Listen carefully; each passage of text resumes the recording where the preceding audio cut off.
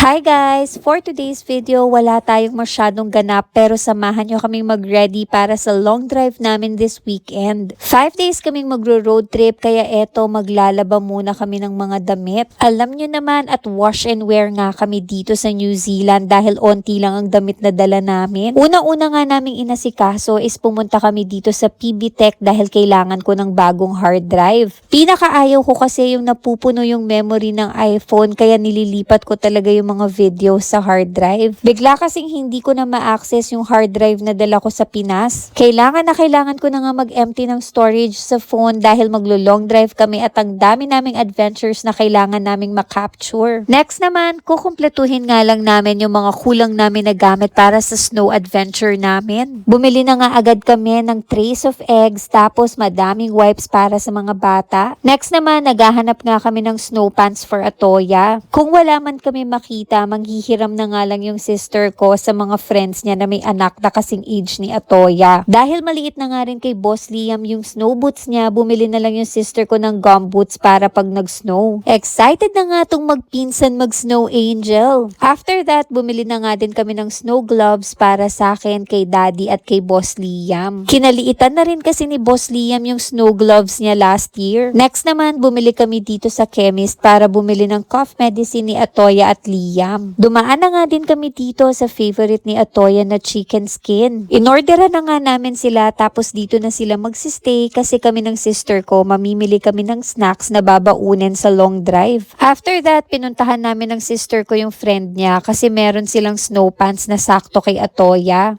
Hindi ako sanay. Ayan, mas maganda pag Tapos diretso pa din. mag-giveaway ka dyan. Basta pag nakita mong giveaway sa stop ka, tas titingin ka muna both ways kung may kotse. Wala. So Go, diretso.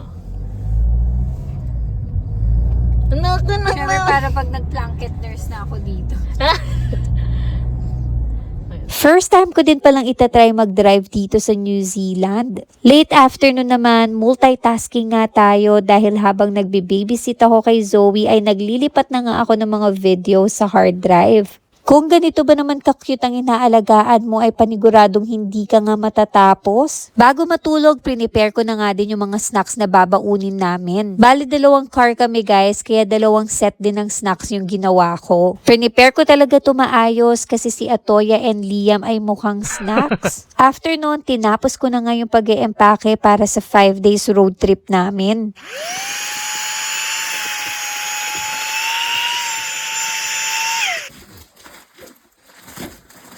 Eto nga guys, at isang maleta na kaming 3. Mahirap talaga magpack kapag winter clothes ang bitbit. Si Daddy Roach naman at yung kapatid ko nagpagas na nga sila para paggising namin ay dire-diretso na ang biyahe namin. Thank you guys for watching. Bye everyone!